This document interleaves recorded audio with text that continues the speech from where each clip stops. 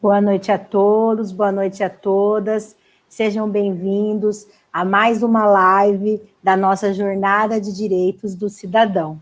Hoje nós teremos um palestrante muito especial, que é o professor Tiago Opolsky. Mas antes de começar, eu gostaria de agradecer, né, a todos que nos assistem.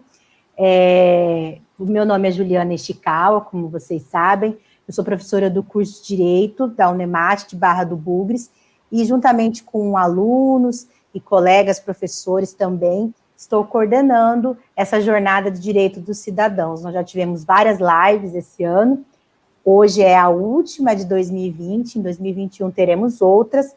E como vocês sabem, o Erga Omnes ele é um projeto de extensão que objetiva divulgar informações jurídicas, informações relevantes sobre o direito e as áreas afins, por meio das redes sociais, por meio do Instagram e por meio também aqui do YouTube.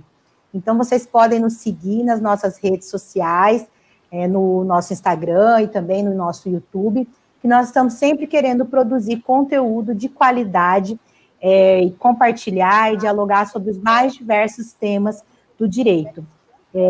E aí, dando continuidade, por que nós estamos tendo, né, um ciclo de lives, né?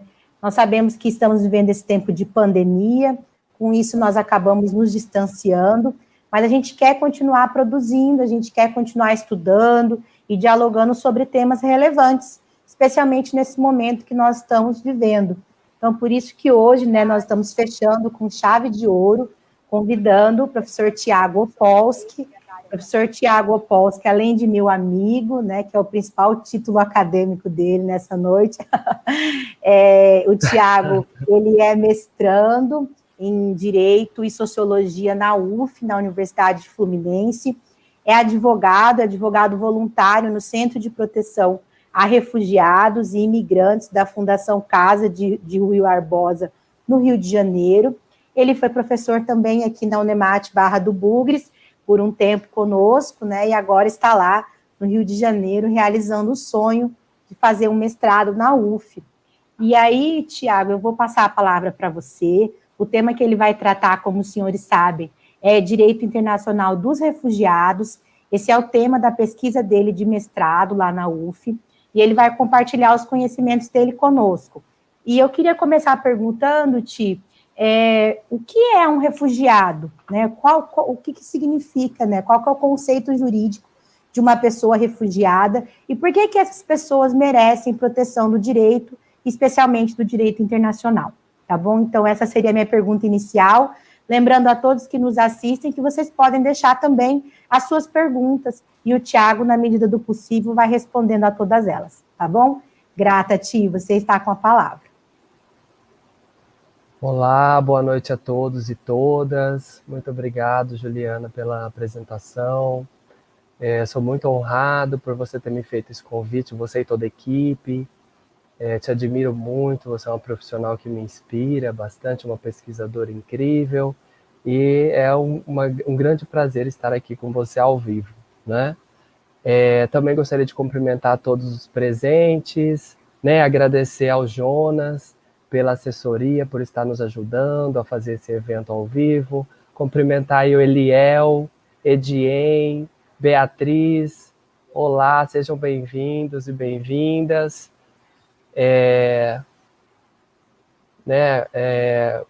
Gostaria também de saudar todos os meus alunos da Unemat, acredito que alguns vão aparecer por aqui, estou com saudade de vocês. É muito bom ter essa oportunidade de poder estar compartilhando conhecimentos com vocês. Então, mandem comentários aí no chat, mandem perguntas, que vai ser um prazer responder e dialogar com vocês nessa noite. Também gostaria de parabenizar esse projeto, né? Projeto Erga Omnes, que é um dos Instagrams que eu mais sigo no momento. Eu adoro as informações que vocês postam. É algo assim bem simplificado, didático, bem informativo, une as questões jurídicas, sociológicas. Eu verifico que no perfil, né, de vocês tem uma questão de um caráter pedagógico que eu acho incrível e necessário para esse momento.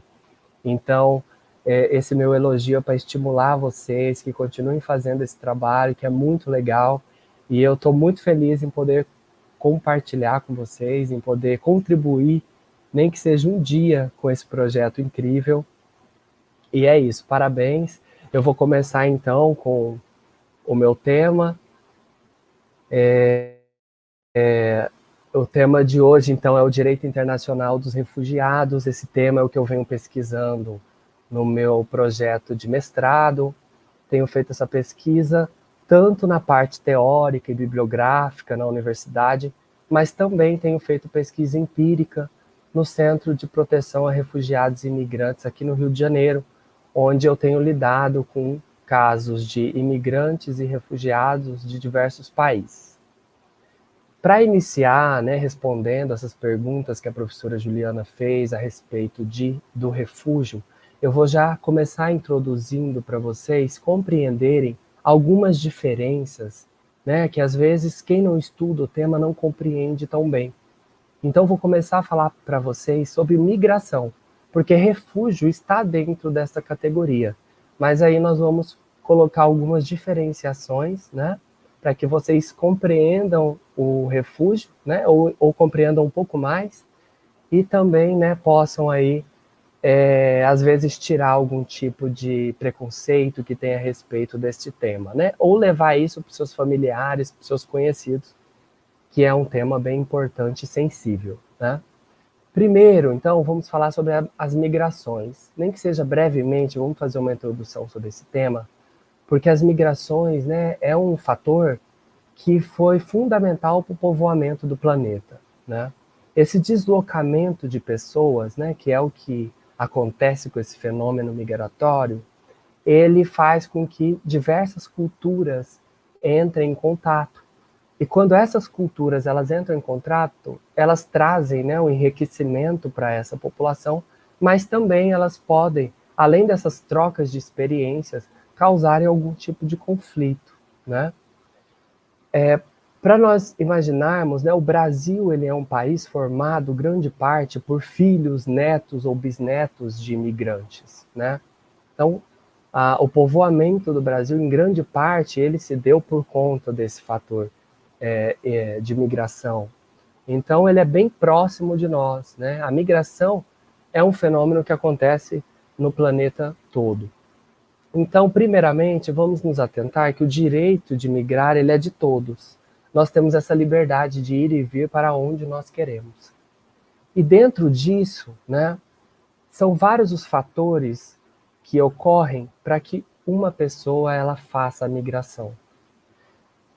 Essa migração, onde a pessoa ela deixa o lugar em que ela nasceu, ou então o lugar onde ela mais viveu, né, grande parte da vida dela, ela pode se dar de forma livre e espontânea, ou ela pode se dar de forma forçada.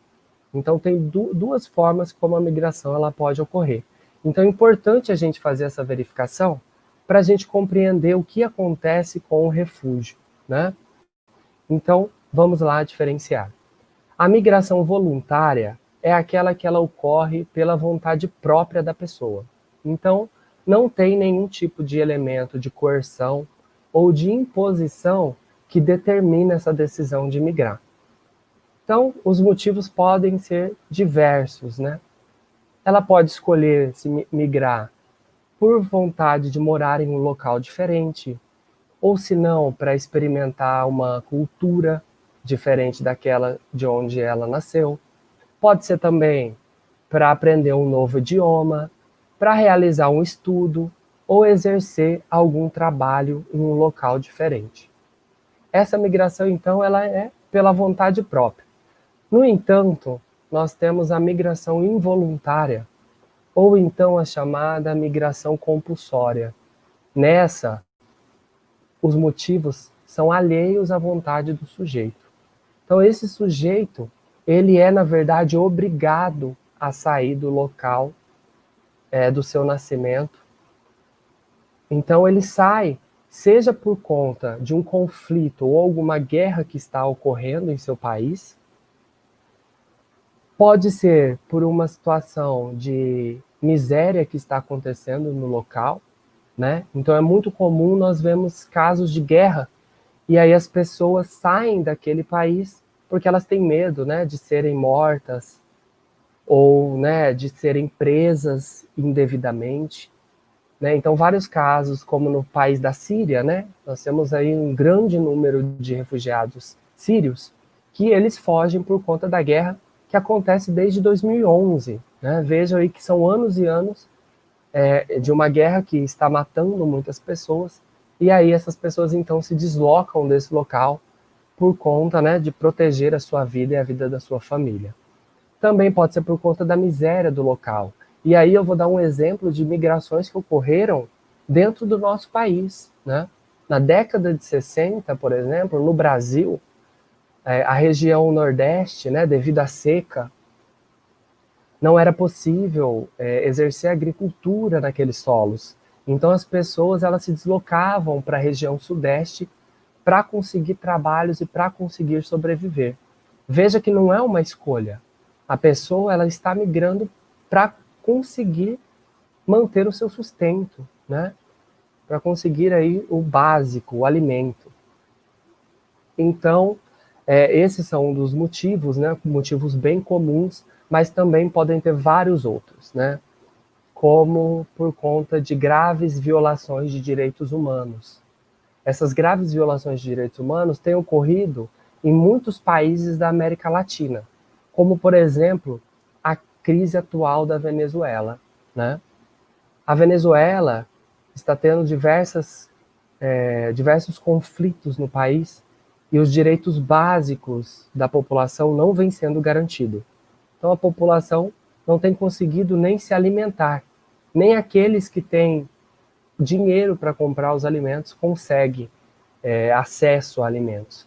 É tanto que tem uma pesquisa do Acnur que disse que, em média, os venezuelanos eles perderam 11 quilos de peso corporal durante o ano de 2017.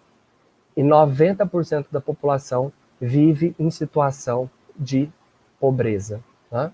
Então, esse é um motivo que vem fazendo aí que milhões de venezuelanos se desloquem desse país. Além disso, outros motivos que podem causar essa migração involuntária seria por conta de perseguições por opinião política, e aí, opinião política, nós podemos colocar países africanos, por exemplo, onde é muito comum ver esses casos de perseguição política, né? Inclusive, já atendi vários solicitantes de refúgio em que eles alegavam essas perseguições por conta, né, de defenderem o partido contrário ao que estava no poder. Um outro motivo também seria a religião, né? Então, a pessoa que tem uma religião que é perseguida em determinado país, ela pode aí sofrer ameaças, né? Ameaças à sua vida, à vida de sua família, principalmente em países onde há teocracia. Esses países é muito comum ver essas perseguições. Na Índia mesmo, né? Na Índia, já houve casos de solicitantes de refúgio, que eles eram católicos da Índia, e na Índia tem muito hinduísmo, budismo, né? Então, pessoas católicas lá sofrem aí, podem sofrer, né, algum tipo de perseguição, e isso é um dos casos de migração compulsória. Entre outros casos, né, podemos ter várias outras situações, e nós vamos abordar um pouco mais sobre elas, né, durante a minha apresentação, mas também eu posso apontar um motivo que tem aparecido recentemente e que ele tem ganhado espaço. E aí, né, fica aí para vocês de sugestão de pesquisa, que é um tema bem interessante para quem se interessa nas migrações compulsórias, que seria em virtude de desastres ambientais e mudanças climáticas, né?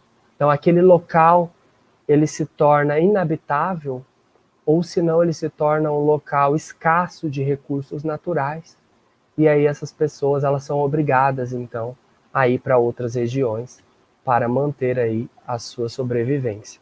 Então vejam que são vários casos de migração compulsória que diferenciam aí bem dessa migração voluntária, né? A migração voluntária é aquela que a pessoa vai feliz da vida para um novo lugar, né? Ela quer uma nova experiência, uma nova oportunidade. Enquanto que a compulsória não, a compulsória a pessoa é obrigada. Ela tem que se deslocar ou para manter a sua sobrevivência ou então, né, para garantir a sua liberdade. Dentro disso, né, dessas migrações compulsórias, nós temos o refúgio. O refúgio ele se trata de um instrumento de proteção internacional e nacional para garantir, né, essa proteção desse refugiado a este país onde ele se mudou, né? E aí nós temos que ter uma sensibilidade quando nós falamos nos refugiados e entender essa dificuldade que ele vive, esse desespero que ele vive pela sua vida, para que nós compreendamos a necessidade do refúgio, né? A Angelina Jolie, né, ela que é embaixatriz da ONU para as questões dos refugiados, ela disse em um depoimento que grande parte dos refugiados, eles possuem 1 minuto para pegar os seus bens em suas casas antes de se deslocar para uma outra região. Então vocês imaginem, o que vocês pegariam em 1 minuto? Se vocês tivessem 1 minuto nas suas casas, o que vocês levariam com vocês, né? E aí eu penso que quem tem filhos, né, pegariam os filhos, né, a família, a vida, né, é o bem mais precioso que nós temos. Mas talvez outras pessoas que não tenham filhos pensariam, né, nos cachorros, nos gatos que tem em casa, né, como que vai deixar os bichinhos para trás? Mas e como levar também para uma viagem que você não sabe, às vezes, para onde você vai? E às vezes você não tem dinheiro nem para se manter, né? Outros pensariam em dinheiro, certificados, diplomas, documentos, né? O que a pessoa levaria? O que ocorre é que esse refugiado ele sai numa situação de tanto desespero, porque às vezes ele está num local de guerra, ou ele está sendo perseguido, né? Está sendo ameaçado de morte, que quando ele chega no outro país, ele não tem então documentos para comprovar quem ele é, ou para comprovar qual é a profissão, né, que ele é qualificado para exercer. Então ele chega totalmente vulnerável nesse outro país, né? Então a situação do refugiado não é que ele está querendo se aproveitar daquilo que os nacionais do país para onde ele foi possuem. Não, ele está ali porque ele não teve escolha. Ele foi obrigado a se deslocar para, né, continuar aí a sua sobrevivência. Então, pensem que essa pessoa, esse refugiado, ele vai abandonar toda uma vida dele, uma história que ele tem naquele país de origem.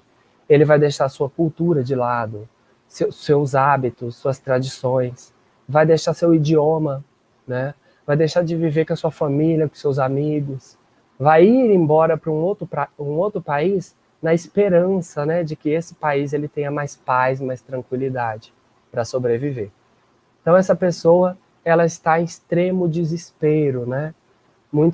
Tem muitas falas, né, do senso comum que dizem não, o refugiado ele tinha que ficar no país dele. Por que ele veio para o meu país? Ele tinha que aguentar, porque eu também aguento as dificuldades do meu país. Mas não, essas pessoas que fazem esse deslocamento forçado, elas estão em extrema situação de risco, né? De medo, né? Elas têm um fundado temor de serem mortas ou presas. É tanto, né, que é muito comum nós verificarmos nos comentários dos refugiados que se eles pudessem, eles retornariam para os seus países de origem, né? Eles comentam isso. Eles sentem falta da cultura, da tradição, da família, né? Então não é uma questão de invasão do território, mas sim, né, de um medo, de um receio em ser morto. Dentro disso, né, que nós já iniciamos aí sobre o refugiado, de quem é esse refugiado, esse deslocado, nós podemos então começar a ver a legislação que abarca sobre isso, né? Qual é a legislação internacional que protege os refugiados e como ela foi criada, por que ela foi criada? Em que momento, né, foi começando a se preocupar com os refugiados? teve uma discussão temporária sobre os refugiados durante e após a Primeira Guerra Mundial. Chegaram até a fazer documentos para protegerem os refugiados. No entanto, aquilo foi utilizado de forma temporária, apenas para auxiliar as pessoas que estavam atingidas pelas guerras, né, pela Primeira Guerra. No entanto, após a Segunda Guerra Mundial, verificaram a necessidade em se proteger essas pessoas, porque naquele momento houve aproximadamente 40 milhões de deslocados forçados. Então eram muitas pessoas que estavam pedindo refúgio, grande parte delas em países europeus. Então, esses países se reuniram e realizaram então uma convenção internacional para se discutir esse direito, para se discutir essa proteção. Assim foi elaborada então em 1951 a Convenção de Genebra, né? E lá no artigo 1º, ela define o conceito de refugiado. Então diz que refugiado são pessoas com fundado temor de perseguição em razão da sua raça, da sua nacionalidade, religião, pertencimento a um determinado grupo social ou em razão das suas opiniões políticas. Então, estão 5 casos que podem ser considerados, né, para esse pedido de refúgio, para se conceder essa proteção. Então, a Convenção definiu aí essas 5 situações. No entanto, quando eles fizeram essa convenção, eles imaginavam que essa situação ela seria temporária, né? Seria uma situação passageira.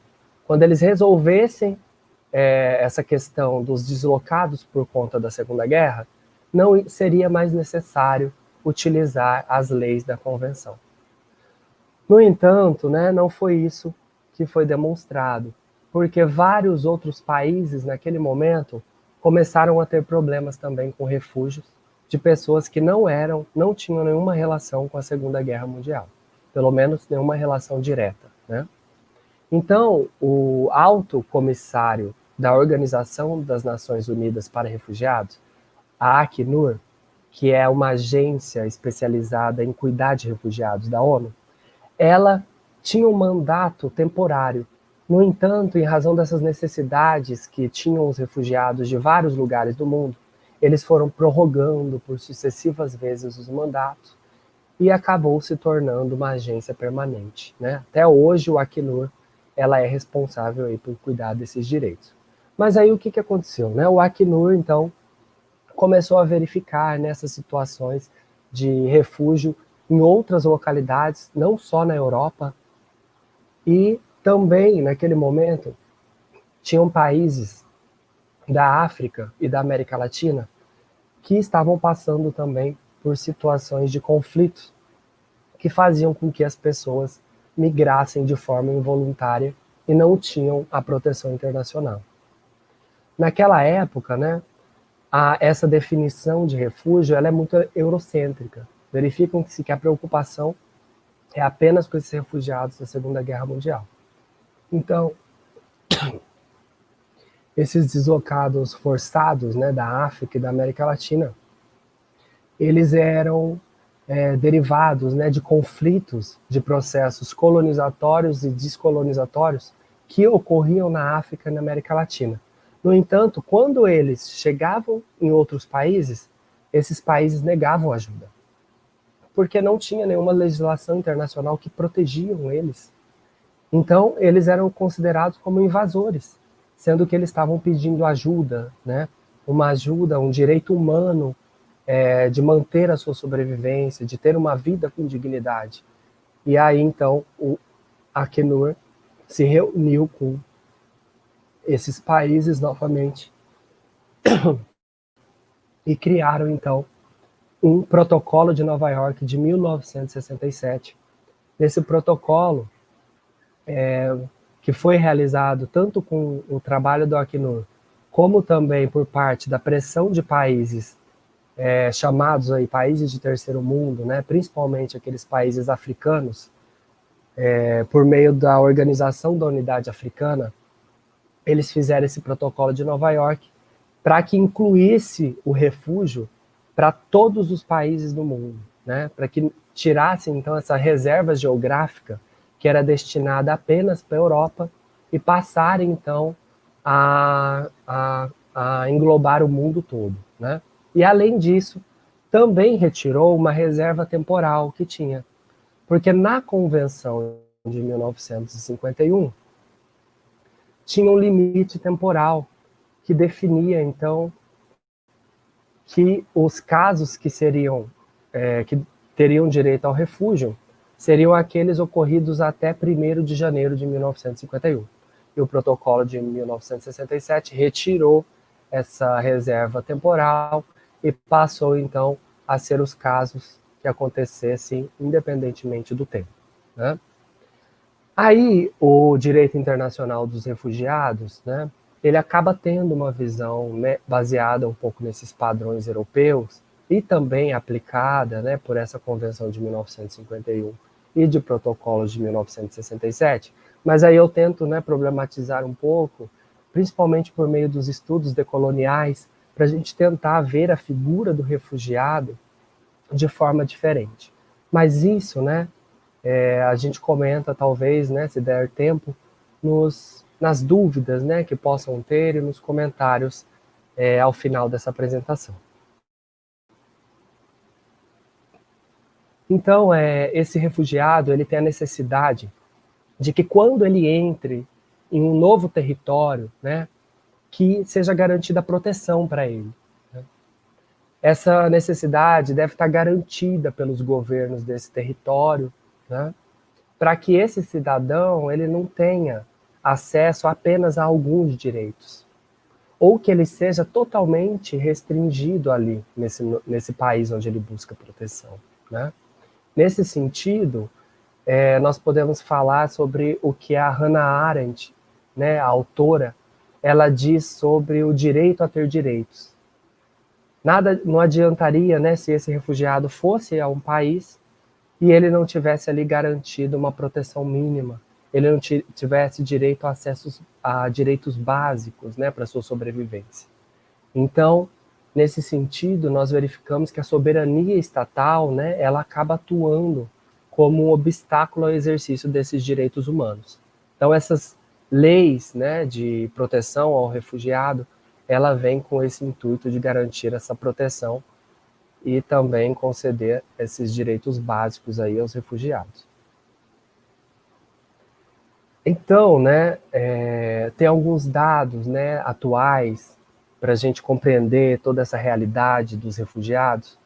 O Acnur ele fez um levantamento de que atualmente, né, existem, né, até o final de 2019 a pesquisa, né, o Acnur verificou que temos aproximadamente 80 milhões de pessoas que elas foram forçadas a se deslocar do seu país de origem. Então, atualmente, nós temos 80 milhões de pessoas e esse deslocamento forçado, ele afeta aí mais de 1% da humanidade, ou seja, uma a cada 97 pessoas, elas estão em situação de deslocamento forçado. Esse deslocamento forçado, ele praticamente dobrou na última década, né? Até 2010, a fonte do Acnur dizia que tinham 40 milhões de refugiados, de pessoas em deslocamento forçado. Sendo ainda que dentro desses 80 milhões, 40% são crianças deslocadas. Então verificam que 40% são crianças e muitas delas estão desacompanhadas, né? Imaginem que numa situação de guerra, uma criança ela fica órfã, né? Ela perde os pais ali naquela guerra. Ou então, né, que o pai não consegue fugir, é preso, né? Ou fica incapacitado.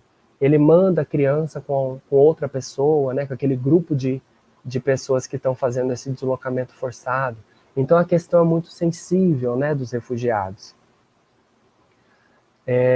Verifica-se, né, que no Brasil também, o ano de 2018, ele foi o ano de maior número de solicitações de refúgio, né? E também foi um ano onde houve o maior número de reconhecimento dessas solicitações. Isso aconteceu muito por conta do fluxo venezuelano, né? A Venezuela atualmente está vivendo uma crise, né, humanitária, e nisso, né, o Brasil teve aí cerca de 80 mil solicitações de refúgio no ano passado, sendo que 61 mil solicitações foram de venezuelanos. Logo após, né, em segundo lugar aí de número de solicitações, tem o Haiti com 7 mil solicitações, depois os cubanos com quase 3 mil, chineses com quase 1.500 e os bengaleses com 947 solicitações. Os estados onde há mais essas solicitações em 2018 foram Roraima com 50 mil, Amazonas com aproximadamente 10 mil e São Paulo com quase 10 mil solicitações. Roraima, né, acaba sendo aí um local com muita solicitação por conta da fronteira, né, que é feita com a Venezuela. Então, por ter uma proximidade terrestre maior, acaba sendo o ponto de entrada de muitos desses solicitantes de refúgio. Verifica-se, né, que a questão dessas migrações vem sendo também muito monitorada e limitada por vários países, né? Vários países têm feito aí um controle estatal nas suas fronteiras com o intuito mesmo de barrar a entrada desses indivíduos, né, que estão fugindo aí por conta dessas perseguições, por conta dessas violações de direitos humanos ou por outros fatores que nós já comentamos aí. Um exemplo disso, né, é a fronteira, né, aquela cerca, né, aquele muro que foi construído na fronteira entre os Estados Unidos e o México, que ele se estende por mais de 2.000 milhas, né? Além dessa situação, tem também, né, um muro construído na Hungria que separa este país da Sérvia e da Croácia e que tem aproximadamente 165 quilômetros, né, de extensão e que foi construído em 2015 com o intuito de se barrar esse fluxo migratório contínuo que estava acontecendo em direção à Europa, muito por conta da guerra na Síria. Então verifiquem que tem um movimento aí contra, né, esses deslocados forçados e que precisa de uma atenção, né, uma atenção não só mas da população para se sensibilizar, né, para se solidarizar com essas causas, porque o Brasil, né, agora vem recebendo aí grande parte desses venezuelanos, mas que para o futuro nós podemos receber muito mais. Acho que nós temos que colocar numa situação que, e se fôssemos nós que estivéssemos precisando disso?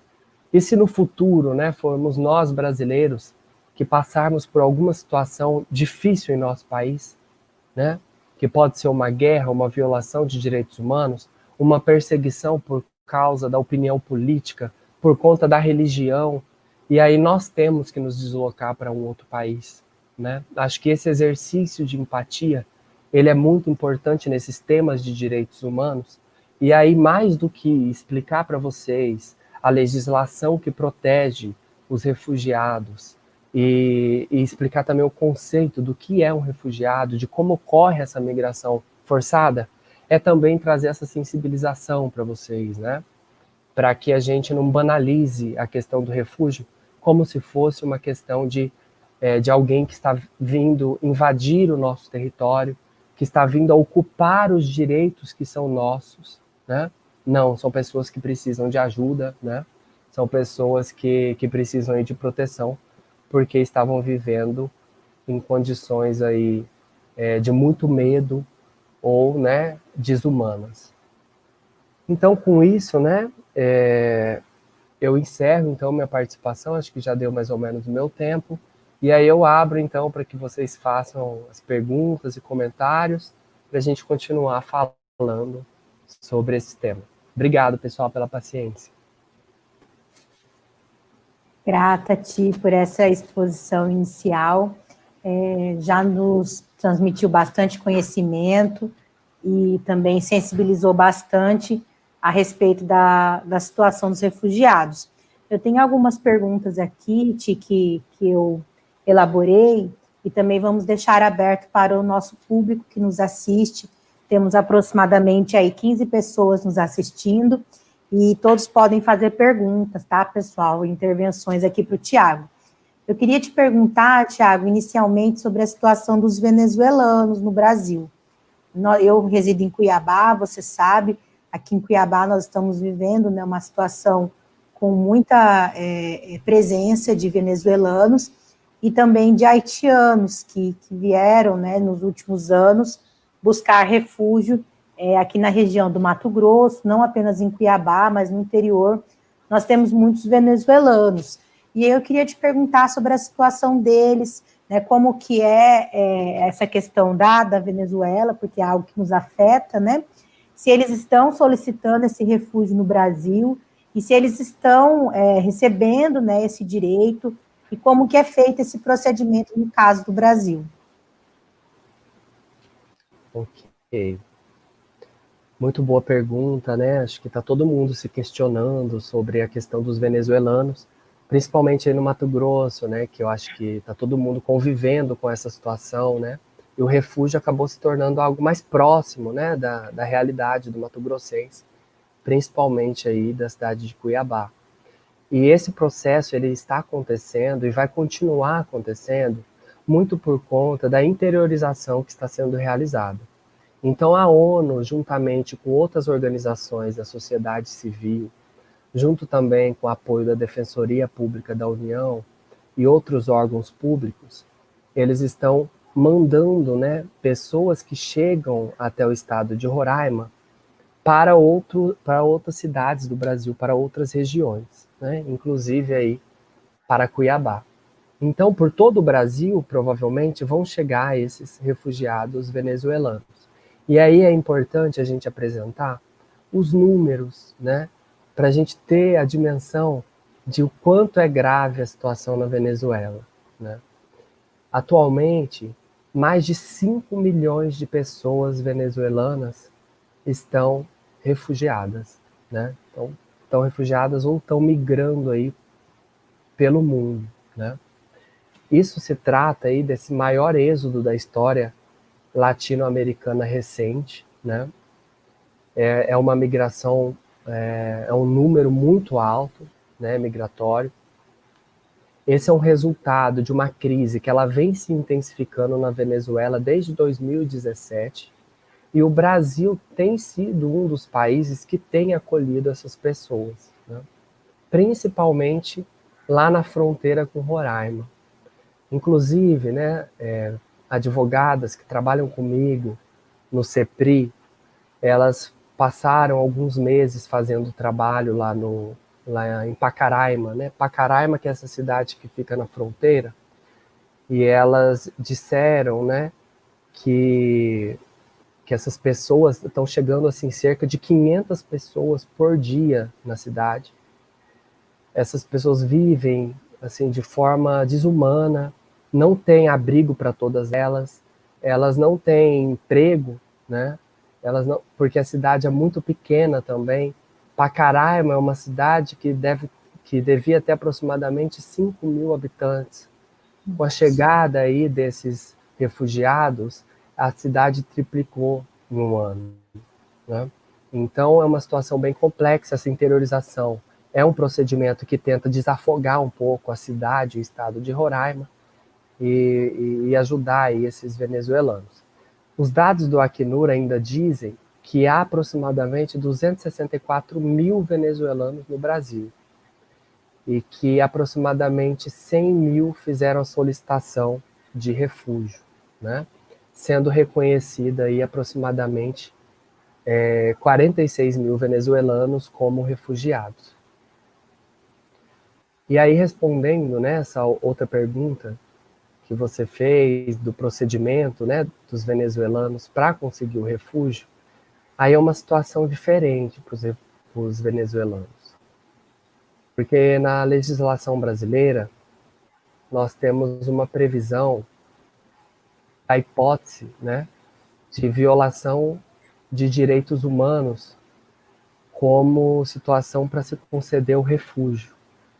Então, o CONARE, né, o CONARE, que é o Comitê Nacional para os Refugiados, ele emitiu uma portaria onde ele aceitava, então, pessoas que viessem da Venezuela por conta dessa grave violação de direitos humanos, que ela é uma violação que não precisa se comprovar, né? O mundo todo tem conhecimento, né?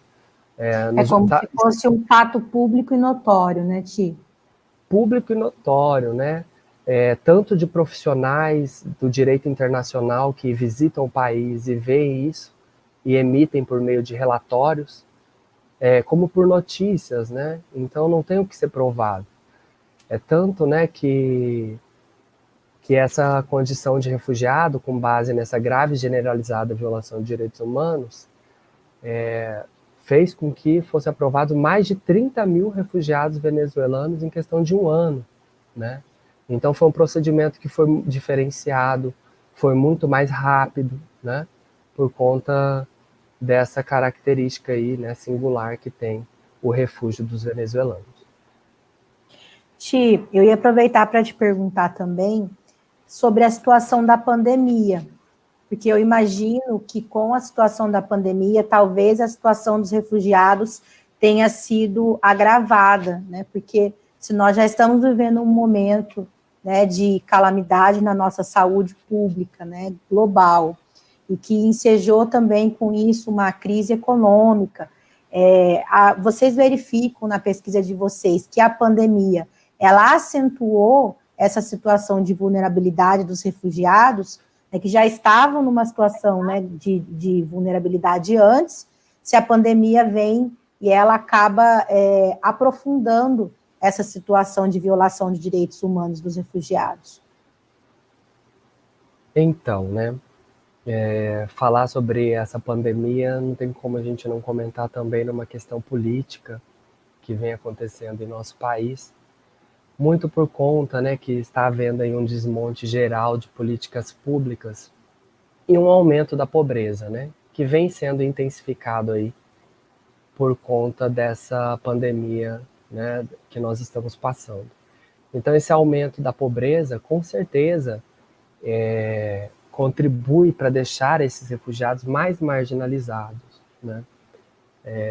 Então, com certeza, né? O desemprego aumentou no país, a redução, né, do acesso a tratamentos médicos. Às vezes essas pessoas elas vêm de lá para cá doentes, porque elas já estavam em um país onde não estavam oferecendo os direitos básicos. Então, às vezes são pessoas que já vieram para cá para fazer um tratamento médico, por conta de uma situação de desamparo que já vinha acontecendo há alguns anos. Então, quando elas chegam aqui e elas se deparam, né, com um país que também está vivendo diversos problemas, a situação ainda fica um pouco pior, né? Então, com certeza, a Covid ela problematizou ainda mais, né, todas essas questões. E aí eu recomendo para vocês, né, quem tiver mais interesse em saber sobre os impactos da Covid-19 na vida dos refugiados, tem vários artigos, né, que já estão sendo publicados. E eu não fiz nenhum sobre isso, né, porque não é tanto meu objeto de pesquisa, mas que vocês podem ver que, com certeza, é um fator que vem aí trazendo mais dificuldades para eles. Eu também perguntaria, Tiago, a respeito da xenofobia, né, e a estereotipagem negativa que os refugiados tendem a sofrer. Você já comentou um pouco sobre isso, que muitas vezes a gente tem aquele senso comum, né? Poxa, essa pessoa está aqui, ele vai tirar meu emprego, ele vai pegar a minha vaga no SUS, ou ele vai pegar a vaga do meu filho na escola, né? Sempre tem aquele receio, não, eu tenho que proteger o meu nacional primeiro, né? Essas pessoas, elas sofrem bastante xenofobia no Brasil, ou a gente pode dizer que o brasileiro é hospitaleiro, que o brasileiro recebe bem, como é que é isso? Essas pessoas sofrem preconceito ou, em regra, elas são bem recebidas, né? Já que a gente tem esse senso comum de que o brasileiro seria esse povo hospitaleiro? Então, Juliana, não dá para dizer que não tenham pessoas solidárias no Brasil, né? Não dá para afirmar que nós somos extremamente xenófobos, né? Mas que ela acontece. E isso nós verificamos diariamente nos atendimentos com os solicitantes de refúgio e imigrantes, né? Tem essa visão no imaginário social, né, que é construído aí por alguns políticos, às vezes, né, que tem falas super xenófobas, querendo dizer que a culpa de problemas econômicos são do aumento do número de refugiados no país, ou que a saúde está em crise por conta desse aumento do número de imigrantes. Então, sempre tentando colocar os imigrantes como um bode expiatório, colocando eles culpados de problemas que já acontecem e sempre aconteceram no país, né? Como também o aumento da criminalidade, né? Da violência. Muitos querem pegar fatos específicos onde pessoas imigrantes se envolveram em situações de violências e colocar isso como culpa do aumento, né? Do número de homicídios, de furtos e roubos, né? Sendo que nós percebemos que isso tudo é um discurso ideológico para omitir os problemas que o governo tem em elaborar os seus trabalhos. Porque se nós temos esses refugiados, essas pessoas que estão em vulnerabilidade, políticas públicas deveriam ser feitas para acolher essas pessoas, né? E não, né, atribuir aí esses conceitos de estereótipo, querendo dizer que esses imigrantes eles são criminosos, né? E isso acontece não só por conta de falas de políticos, né, mas às vezes a mídia também dá um enfoque muito grande. Ao invés de colocar uma notícia falando que foi alguma pessoa que cometeu algum crime, algum furto, coloca lá que é um imigrante venezuelano, e a partir disso cria no imaginário social de que venezuelanos são pessoas perigosas, né? De que venezuelanos são pessoas criminosas, ou que aquele imigrante é uma pessoa preguiçosa, né? Então tudo isso tem uma conotação racista, né? Xenófoba, que é construída em cima disso. Isso é uma coisa também que é muito abordado pelo Agamben, né? O Agamben, quando ele diz a respeito do estado de exceção, ele fala isso, né? Que a fim, né, de se combater esses supostos inimigos do Estado-nação, é criado aí essa estereotipação, é colocado alguns culpados pela crise que veio acontecendo no país, seja crise econômica, política, social, né? Então é algo que é visto também aí na doutrina. Inclusive em Pacaraima, né, que é essa cidade que fica na fronteira de Rondônia, verifica-se algumas notícias jornalísticas dizendo a respeito do aumento da criminalidade no local. E aí atribuindo isso aos venezuelanos. No entanto, verificando outras pesquisas, não é apontado como a ida dos venezuelanos para aquela região aumentou o comércio e o desenvolvimento econômico. Então, eles pegam uma notícia única, exclusiva, e aumentam tudo isso. E faz com que gere aí, né, esse sentimento de xenofobia, de não aceitação desses imigrantes, né? E uma criminalização mesmo das migrações, né? Acaba sendo vista como pessoas que estão vindo para fazer baderna na região, para atrapalhar o desenvolvimento econômico, né? Então acontece muito, sim, inclusive de funcionários públicos, né? É muito comum ver alguns solicitantes de refúgio dizer que são maltratados na Polícia Federal quando vão solicitar o refúgio. Então, às vezes, nós, advogados, precisamos acompanhá-los até os atendimentos para que eles consigam ter um tratamento mais humanizado. Porque, às vezes, até dentro mesmo dos espaços públicos, tem esses tratamentos racistas e xenófobos. Ti, tem uma pergunta aqui de uma uma menina que está nos assistindo, a Bruna Catherine, ela pergunta: professor, boa noite. Uma dúvida que surgiu sobre as solicitações dos refugiados. Como que acontece essa solicitação? E se existe no nosso país muita entrada ilegal de refugiados? Essa é a pergunta dela. Sim. Então, essas solicitações, né, elas passaram há pouco tempo a serem feitas por meio eletrônico, né? Antigamente era necessário preencher um formulário e levar esse formulário até a Polícia Federal. Agora não é preciso mais isso, né? Basta você ir no site da Polícia Federal. Nesse site é feito um preenchimento de vários dados, né? Vários documentos que eles solicitam para verificar a condição desse solicitante de refúgio. E aí a Polícia Federal ela faz então essa primeira análise documental e após ela fazer essa verificação, esse pedido de refúgio ele é decidido pelo CONARE, né? CONARE é aquele Comitê Nacional para os Refugiados. Esse é um órgão que é vinculado ao Ministério da Justiça e ele é composto por vários representantes do Ministério da Justiça, das Relações Exteriores, do Ministério do Trabalho, da Saúde, Educação, do Departamento da Polícia Federal e também de organizações da sociedade civil dedicadas aí a atividades de assistência. Então, esse procedimento, né, ele é analisado por meio do CONARE.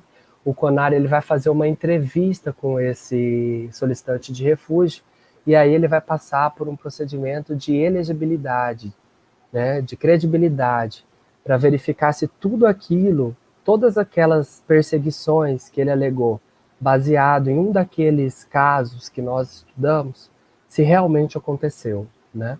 Então ele pode apresentar documentos, fotos, né, provas testemunhais de que ele sofreu essas perseguições e que ele merece a proteção do Brasil, né? Aqui no Brasil funciona assim. Mas cada país tem a liberdade de decidir como vai avaliar essas solicitações de refúgio. Tá? É tanto que acaba sendo até uma polêmica, porque os critérios para se verificar essa credibilidade nas informações acaba sendo muito subjetiva daquele julgador, né? Então, como que você vai verificar que tem verdade naquilo que o solicitante de refúgio está falando, né? Então, são critérios muito subjetivos, que tem um pouco de crítica, mas aí esse assunto seria mais um aprofundamento, e aqui a gente está mais para uma noção geral, né, desse tema, e seria mais ou menos assim. Sobre a questão da entrada, né, de refugiados em nosso país, está havendo muita entrada por conta dos venezuelanos, que eles se deslocam de forma terrestre, né? E quando eles se deslocam ali naquela fronteira, muitos deles não passavam pela fronteira, eles só passavam pelo território e não era registrado isso, né? Mas agora, com essas operações do governo, junto com a sociedade civil e com a ONU, né, com a Acnur também, está tendo uma maior regularização. Mas acontece bastante, viu? Inclusive já teve casos lá no centro, na clínica jurídica onde eu trabalho, de pessoas que vieram com passaporte falsificado, né? Essas pessoas falsificaram esse passaporte, porque senão não iam conseguir fugir do seu país de origem. E aí elas chegam aqui com um nome falso, né? Um nome que não existe. E aí nós temos que ingressar com ação judicial para regularizar esse documento deles. Então acontece sim, e tem acontecido bastante, muito por conta aí dos venezuelanos. Ti, eu teria mais uma pergunta. Depois que esse imigrante ele recebe, né, esse deferimento, o pedido dele é deferido e ele recebe o direito, né, de refúgio. A partir disso, quais são os direitos que ele vai ter e por quanto tempo? É por uma situação, é por tempo indeterminado? E quais são os direitos que ele vai ter por ser refugiado? Então, ótima pergunta, né? Que fica às vezes nessa dúvida. Mas vale a pena ser um refugiado? Essa é até uma questão que nós lidamos constantemente. Porque além de pedir o refúgio, podem ser pedidas outras medidas judiciais, né? Outros processos administrativos que vão garantir uma residência aqui para esse refugiado, né? Para esse imigrante. Como o pedido ou a solicitação de residência, ou até mesmo uma naturalização. Porque às vezes esse imigrante ele fica no país por muito tempo. E o processo de solicitação de refúgio às vezes demora muito tempo. E a pessoa pode acabar optando por alguma outra medida, né? Mas se ele solicitar esse refúgio, ele tem alguns direitos garantidos, né? Um deles é a não devolução, tem um princípio, né, de direitos humanos, que é o princípio non refoulement, que é o princípio da não devolução.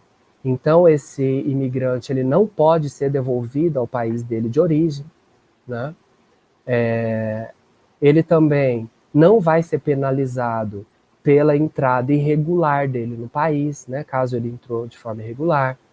Ele também terá direito a elaborar um documento de identidade, a sua carteira de trabalho também ele poderá fazer. Ele também tem direito a transitar livremente pelo território brasileiro, vai ter direito à educação, saúde, né? E toda a proteção que um nacional tem de não discriminação e acesso aí a todos os direitos básicos, né? Além do mais, uma questão muito importante seria no caso da reunião familiar, né?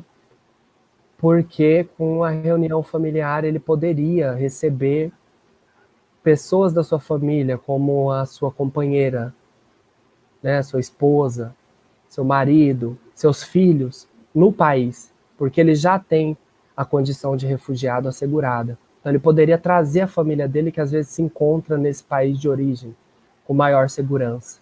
Ou ainda, né, após 4 anos nessa situação de refugiado, ele poderia requerer a naturalização dele como brasileiro, e aí ele ficar ainda com mais direitos e com mais garantias aqui no território nacional.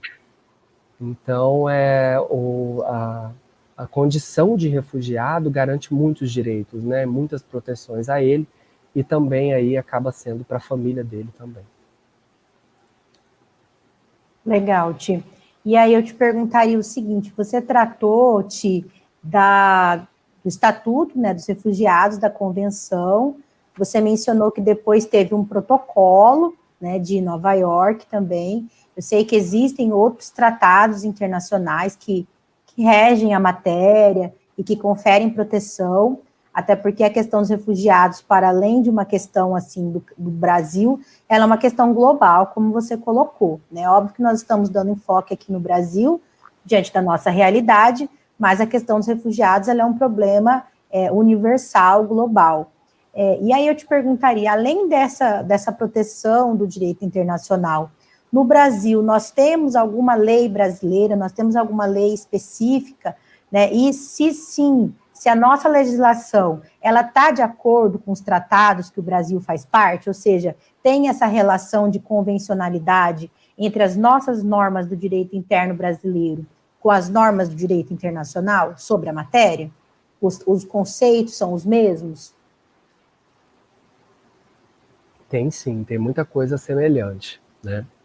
Eu indicaria, então, 2 leis que tratam sobre o tema, que para vocês fazerem o estudo, né, depois, quem tiver interesse, que é a Lei de Imigração, que é uma lei recente, né, que é a Lei 13.445 de 2017, né?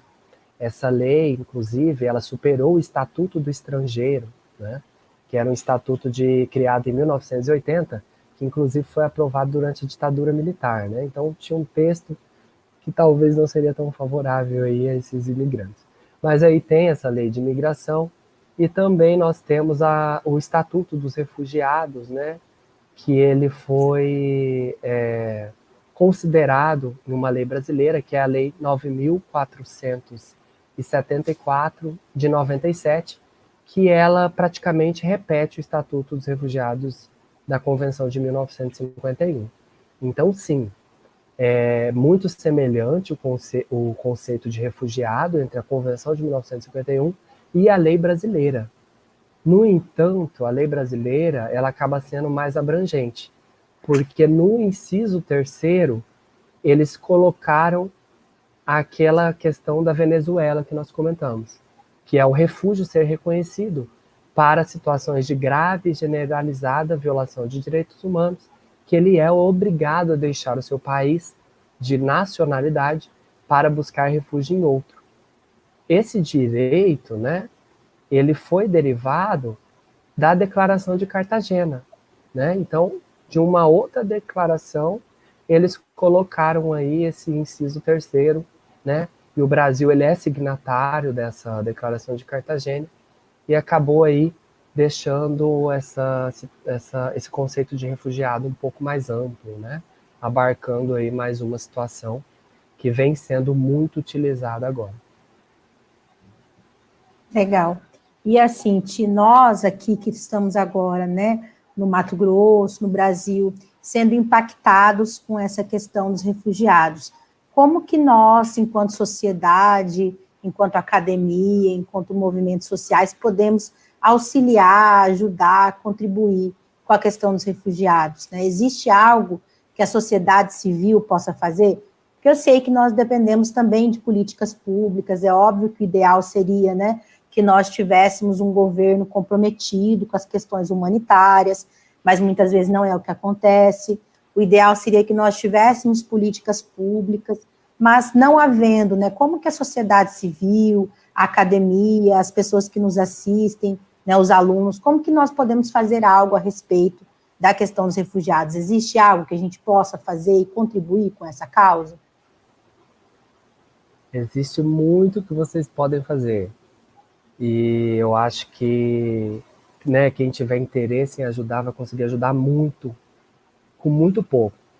Porque às vezes quando eles chegam aqui no país, às vezes não, é muito comum ver eles com dúvidas muito simples, de não saber onde ir para retirar algum documento, de não saber onde solicitar uma certidão, deles terem dificuldades às vezes de solicitar uma certidão de antecedentes criminais, que você entra ali no site da Justiça Federal e você tira em questão de 2, 3 minutos.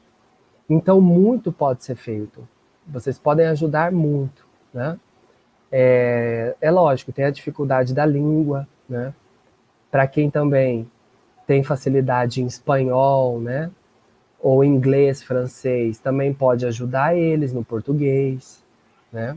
Mas eu acredito que principalmente com essas informações e também com a advocacia pro bono, porque às vezes eles precisam de algumas demandas judiciais, né? É muito comum a Polícia Federal negar os pedidos deles com base em coisas simples, deles não verificarem informações que foram anexadas no pedido de refúgio, e aí bastaria simplesmente reiterar essa decisão, e às vezes eles não conseguem fazer isso sozinho.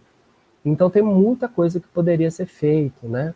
Inclusive, esse cuidado com os refugiados depende muito da sociedade civil. Porque se for esperar de políticas públicas do governo, eles vão ficar realmente mais marginalizados do que eles estão, né? O papel da sociedade civil ela é fundamental na proteção dos refugiados. E aí, né, nós aqui, quanto estudiosos, né, pesquisadores, advogados, ou pessoas mesmo, né, que se compadecem com a causa, que têm empatia, podem ajudar, sempre podem, né? Então, seja mesmo com um cadastro deles, às vezes, em instituições que doam alimentos, que doam roupas, né? Porque pensem, são pessoas que vieram de seus países com quase nada, né? Não, às vezes não conseguiram nem levar o documento. Então, qualquer ajuda que vocês fizerem é capaz de impactar e muito a vida deles. Então, é algo legal. Eu estou vendo aqui os comentários, Juliana, eu não tinha lido antes, mas aí, ó, Eu já cumprimento todo mundo também. Obrigado. Boa noite. Beatriz, ela disse aqui, hoje mesmo eu presenciei um caso de xenofobia aqui em Tangará. Olha aí, ó. Olha aí, ela dando um caso, mais um exemplo.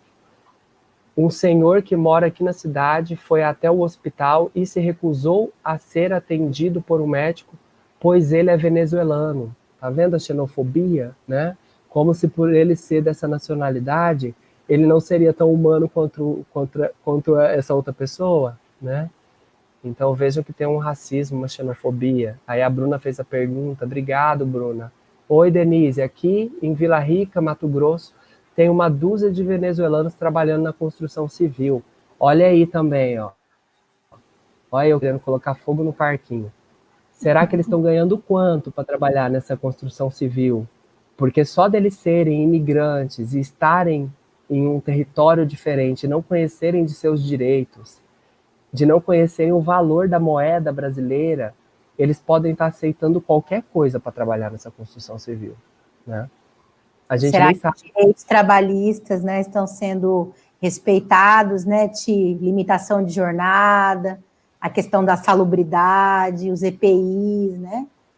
Porque muitas vezes a pessoa, por estar numa situação de ser imigrante, fica parecendo que ele não tem direito algum, que qualquer coisa, qualquer salário, qualquer horário, a pessoa teria que aceitar porque está naquela situação de vulnerabilidade, né? Isso mesmo, e outras coisas mais, né? Que nós verificamos que tem várias empresas, várias construtoras que se encontram com os trabalhadores aí em situações análogas à escravidão, né? Então, é importante investigar também. Investigar isso, você vai estar ajudando muito na causa, né? Daí também a importância, né, do Ministério Público do Trabalho, né, que faz esse trabalho de fiscalização para ver se essas normas estão sendo cumpridas por essas empresas, né? Também, né? Às vezes a gente, né, como pessoas, não podemos fazer muita coisa, mas uma denúncia já seria o suficiente para cuidar dessas pessoas, né? Então é uma forma de ajudar também, né? Aí a Denise, a Samela, oi Samela, boa noite. A Denise indicou um filme, né? A Du, filme comovente de uma criança africana refugiada. Vou assistir, vamos assistir sim. É excelente, eu assisti, tá no Netflix, conta justamente a história de uma criança africana, muito interessante esse filme, foi uma ótima dica. Vou assistir sim, com certeza. O Evandro, oi Evandro, boa noite, professor Rodrigo Nuz, meu amigo querido, um abraço, que honra ter você aqui me assistindo, que saudades. Olha só, minha irmã tá aqui assistindo, oi Camila, querida, boa noite, mana, te amo. Pedro Dias, boa noite, Pedro, Jefferson, boa noite, Beatriz, saudades também, Edien, Eliel, olá para todo mundo. Acho que respondi o chat, Ju. Tem uma outra pergunta aqui, já vou te passar, do Jefferson, tá mais para o final aí, Tiago. Sim. Ele disse assim, foi citado que um dos motivos que há refugiados venezuelanos no Brasil é devido ao fato da Venezuela não estar cumprindo com as suas obrigações com a população. Não seria o caso de a ONU fazer algo para que pudesse fazer com que a Venezuela cumprisse com as suas obrigações, uma espécie de sanção, fazendo com que melhorasse a economia do país e incentivasse, então, a população local a ficar? Porque, assim, eu vejo que a preocupação do Jefferson talvez seja no sentido de que o ideal seria, né, que a Venezuela estivesse vivendo uma situação de proteção aos seus cidadãos. A Venezuela, a gente sabe, já teve uma história de sucesso na América Latina, já foi um país com uma boa condição econômica, né, mas passou por problemas, e esses problemas vão, óbvio, respingar nos países vizinhos, no continente, e se tornando uma questão humanitária. Então, eu penso que a dúvida dele seria no sentido, por que a ONU não faz nada a respeito desses países para prevenir, né, essas situações de refúgio? Seria, acho que essa a pergunta, Ti. Sim. Então, eu acho que fica sempre esse questionamento também, né? A gente espera muito que a ONU, né, por ser uma organização mundial, que ela tome algum tipo de atitude. Inclusive, né, tem até algumas críticas de alguns autores que estudam sobre o tema, sobre isso, porque a ONU ela acaba não batendo muito de frente com questões políticas dos países, né? Ela acaba preferindo ser um órgão que reúne vários países para que esses países, de forma diplomática, discutam sobre esses assuntos problemáticos e tentem estabelecer alguma melhoria ali para o país, para a população, né? Então a ONU ela mais faz essa reunião, né, e deixa que vários países, por meio dos seus cônsuls, por meio dos seus representantes, discutam sobre esse tema, né? A ONU também, ela não é esse órgão super poderoso, né, no sentido de ter um poder de determinar que certos atos sejam Sanção. realizados, sanções. Inclusive, né, Tiago, um dos princípios do direito internacional é o respeito à soberania e à não intervenção nos países, né? Então, por mais às vezes que a gente pensa que a ONU é essa super instituição, ela não é uma instituição jurídica como se fosse um Estado que tem poder para impor sanções, né, e etc. Ela acaba funcionando mais como um órgão político para fazer esse envolvimento, né, com as nações, né? Seria mais ou menos isso. Isso, foi ótimo que você disse, né? E ter lembrado desses princípios que realmente é o que dão a resposta, muito por conta, né, de que a ONU, ela é mais com esse intuito de motivar, né? De se estabelecer essa reflexão, esse diálogo, né? Propor aí uma reunião e às vezes por meio de uma reunião há as mudanças, né? Você reflete de uma forma diferente. Avanços. Avanços, né? Eu espero, né, que dentre as 15 pessoas que estão aqui assistindo, que pelo menos uma parte saia motivada também a entender essa realidade e também de ajudar, né, de ter um olhar com mais empatia aos refugiados, né? E eu acho que a ONU faz justamente isso. A Acnur, eu acredito que tem ainda feito mais, mas às vezes não é nem tanto por conta do órgão, mas sim por conta das pessoas que participam do órgão. Porque tem alguns autocomissariados que, inclusive, já perderam a vida por conta dessas lutas diplomáticas entre países, né? E aí eu já vou aproveitar que puxou o gancho, né? E tenho aqui na UF, né? Tenho a cátedra Sérgio Vieira de Mello, e aí já vou deixar para vocês pesquisarem, para vocês saberem da história dele, né, que foi justamente isso, né? Ele era um funcionário do Acnur e ele foi envolver, né, num conflito que havia entre dois países e ele acabou sendo alvo aí de acho que foi uma bomba, né, de um ataque de bomba, e ele acabou morrendo numa operação que tinha esse objetivo de trazer a paz naquela região, né? Então, acredito que é mais por conta das pessoas do que esperar esse poder do órgão, né? Porque tem essa questão da soberania e seria muito conflituoso se a ONU se envolvesse nessas questões, né? Sim. Mas, assim, é óbvio que a gente deseja, né, esse apoio entre as nações para o desenvolvimento, né, do planeta. Inclusive, é um dos princípios que estão na nossa Constituição, que o Brasil, nas suas relações internacional, ele se rege pelo princípio da dignidade da pessoa humana, pela ideia de refúgio, né, e também pela cooperação internacional. Então, é desejável, sim, que os países eles cooperem, principalmente as nações mais ricas, aquelas que estão numa situação mais favorável em sua economia, que elas contribuam, né, para a ONU e também para esses países que estão passando por situações de violação de direitos humanos ou graves crises, né, guerras e situações calamitosas. Então, isso é desejável, mas, assim, isso não pode ser, né, penso eu, uma justificativa para que a gente se omita, porque os problemas, eles estão aí, né? Então, eu sempre digo que as fronteiras, elas não existem, né? Eu brinco que quando eu era criança, eu viajava, nossa família viajava muito de carro. Naquela época, a passagem de avião era algo inacessível, então quando a gente viajava, sempre era de carro. E eu brincava com meu pai, falava, pai, a hora que chegar na fronteira, o senhor me avisa, porque eu quero ver como é a fronteira, né? Eu quero ver como é a fronteira com o Paraguai ou com outro estado. E eu ficava imaginando que ia ter aquela linha. E a Eu gente também era estudava assim. na escola. E eu, como sempre, fui curiosa, mas eu também dormia no carro, falava, pai, a hora que passar na linha, o senhor me acorda, porque eu quero ver a linha, né? E aí meu pai brincava, filha, mas a linha não existe. E eu falava, mas como que não existe? Eu vi lá, a professora ensinou, né? A gente tinha que decorar os estados, os países, mas na verdade a fronteira ela é criada, né, tia? Ela não existe, né? Então, nosso planeta é um só, nós somos um povo, né? O povo da Terra.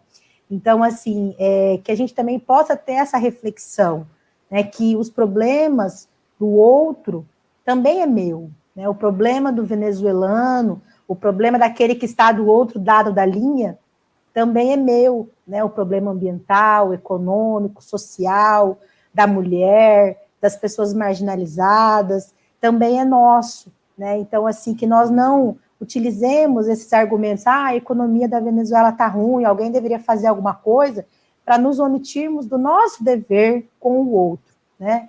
E isso acho que fica, assim, sendo um ponto alto, né, da nossa reflexão de hoje, né? Que o imigrante, ele não é o outro, ele é uma pessoa, como eu, né, que almeja, né, ser feliz, que quer comer um lanche, que quer dormir numa cama boa, que quer ter uma televisão como eu, que quer ter um celular. Ele não é uma pessoa diferente de mim, não tem sonhos tão diferentes, né, porque nós somos simplesmente seres humanos, né? Falou tudo, Juliana, que incrível, né? E eu fiquei pensando aqui, realmente, a fronteira ela é uma linha imaginária. No entanto, alguns países estão fazendo com que essa fronteira não seja mais uma linha imaginária. E aí, quando nós começamos a olhar para os refugiados como se eles fossem invasores, a gente acaba esquecendo a humanidade deles, né? Você passa a não olhar eles mais como humanos, mas sim como pessoas que estão ali para tomar o que é seu, né? E aí nós criamos uma linha mais do que imaginária, uma barreira entre nós e essas pessoas. E é realmente isso. Eu acho que uma noção de civilidade deveria ser numa questão de solidariedade, né? Se somos todos humanos, todos temos que cuidar um do outro, né?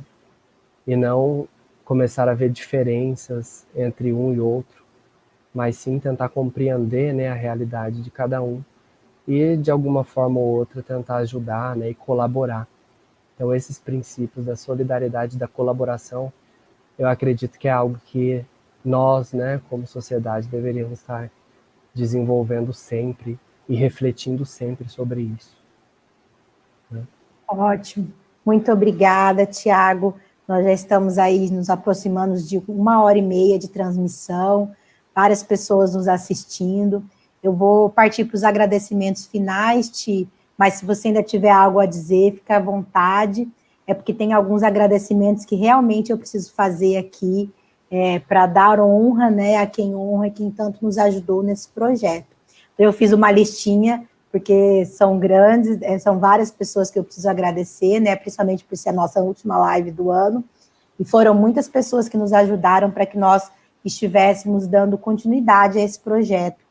Então, eu queria agradecer ao campus, né, de Barra do Bugres, da Unemate, na pessoa do professor Sellery, que sempre nos apoiou, né, o professor Sellery é nosso TPPF hoje. Eu queria agradecer muito à Unemate por sempre apoiar os nossos projetos. Também gostaria de agradecer ao curso de Direito, na pessoa da nossa coordenadora Evelyn, que também sempre tem nos apoiado. Você conhece a Evelyn? Evelyn, um beijo. Deixar um abraço aqui para ela. Ela sempre nos apoia nesses projetos. E também agradecer a professora Valesca, que é a coordenadora do Erga Omnes, ela que começou esse projeto. E nós hoje somos 7 professores no Erga Omnes, mas a professora Valesca que nos coordena. Também gostaria de agradecer a todos os nossos alunos envolvidos no Erga Omnes, especialmente, né, aí o Jonas, que esteve conosco hoje nos bastidores, e também o Jefferson, que sempre nos ajudam, o Daniel e todos os outros alunos, e ao professor Gustavo também, que me ajudou bastante nesse projeto da jornada. Ele fez várias lives também, queria agradecer ao Gustavo, e também agradecer ao nosso palestrante de hoje, Tiago, por ter aceito o nosso convite, desde o começo, quando eu te convidei, você super topou, você sempre foi muito acessível e compartilhou tanto conhecimento conosco nessa noite de hoje. Eu também gostaria de deixar um agradecimento a todos os nossos seguidores do Instagram e aqui do YouTube, que sempre nos acompanham, que comentam, e todos que estão nos assistindo aí, né? Hoje nós tivemos aí mais de 15 pessoas, vai ficar salvo também, para quem quiser assistir depois. Então, eu queria agradecer a todos, aos nossos alunos, aqueles que nos assistem, tá? Seria isso, os agradecimentos, e espero que eu não tenha esquecido de ninguém, e queria reforçar, Ti, muito obrigada por todo o seu conhecimento que você compartilhou conosco hoje, e principalmente, eu acho que o ponto alto aqui da nossa fala é uma sensibilização, né, uma conscientização sobre o lugar do outro, né, sobre esse tema, sobre as questões humanitárias, e sobre como que a gente pode usar o nosso conhecimento jurídico para um mundo melhor, né? A gente tem que pensar o direito como uma ferramenta de mudança social, de transformação, né, de melhoria da vida das pessoas. Eu vejo que os direitos humanos nada mais são do que bens que nós queremos buscar enquanto sociedade para que nós tenhamos uma vida melhor, né? Então, saúde, educação, tudo isso é porque nós queremos ter uma vida melhor. E uma vida melhor para mim também implica numa vida melhor para o próximo, né? Não podemos ter uma visão egoísta, né? Então, eu acho que essa sua sensibilização por meio da sua pesquisa, ela é muito valiosa, né? Então, eu deixo para você todo o meu agradecimento e minha admiração, porque para além de um pesquisador, de um advogado, você é uma pessoa humana, né, que está fazendo um trabalho humanitário, né, de apoio e de ajuda a essas pessoas que tanto precisam. Então, você tem minha admiração, não só como profissional, mas como ser humano e como meu amigo, tá? Estou com saudades, venha logo para o Mato Grosso, eu sei que o Rio de Janeiro continua lindo, mas nós aqui no Mato Grosso sentimos muita saudade de você. Volte logo. Vem me visitar, boba, para de bobeira. Vem aqui curtir uma praia, que você vai gostar demais. Com certeza, acho justo. Ô, Jô, eu que tenho que agradecer pelo convite. É um prazer estar aqui com vocês, né? Principalmente com toda a galera da Unemat, meus colegas de trabalho. É muito bom estar falando com vocês, ter essa oportunidade de falar um pouco da minha pesquisa, algo que eu venho pesquisando aí há 2 anos. Então, quem quiser mais informações, quiser tirar dúvida, algum comentário, pode mandar um e-mail para mim. É meu nome aqui, ó, Thiago Opolsky, tudo junto mesmo, @hotmail.com. Também pode me procurar nas redes sociais, eu também tenho Facebook, Instagram, né? Quiserem mandar aí alguma dúvida, alguma coisa, para a gente trocar ideias, podem mandar, tá bom? E é isso, agradecer a todo mundo. Carmen, minha mãe do coração, te amo, obrigado por estar aqui. Beatriz, querida. Sandriele, saudades também. Um beijão para todo mundo que acompanhou. E boas festas para todo mundo. Feliz Natal, feliz Ano Novo. E muito obrigado por toda a equipe do projeto Erga Omnes e também a todos os funcionários da Unemat. E é isso, pessoal. Agradeço a atenção.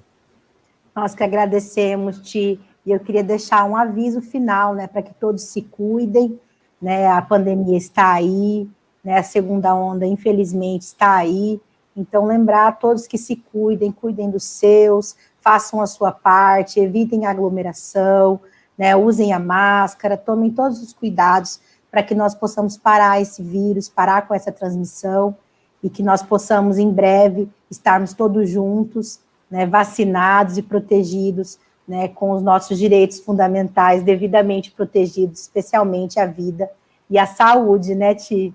Então, se cuidem, tá? Se cuidem, não deem mole, porque, infelizmente, nós sabemos que a pandemia ainda está aí, tá bom? Então, fica o nosso recado. de saudade dos nossos alunos. Nós queremos estar juntos, né, em sala de aula, aglomerados, né, numa balbúrdia acadêmica bastante produtiva, mas enquanto isso, vamos nos proteger, né? Fica esse recado também, né, Ti? Que nós todos temos que fazer a nossa parte para parar a transmissão do coronavírus. Importantíssimo, Ju, isso mesmo. Então, uma boa noite a todos, um abraço fraterno, ótimo final de ano, Feliz Natal, Feliz Ano Novo e até 2021 nas nossas próximas lives. Até. Muito obrigada. Até, Ti.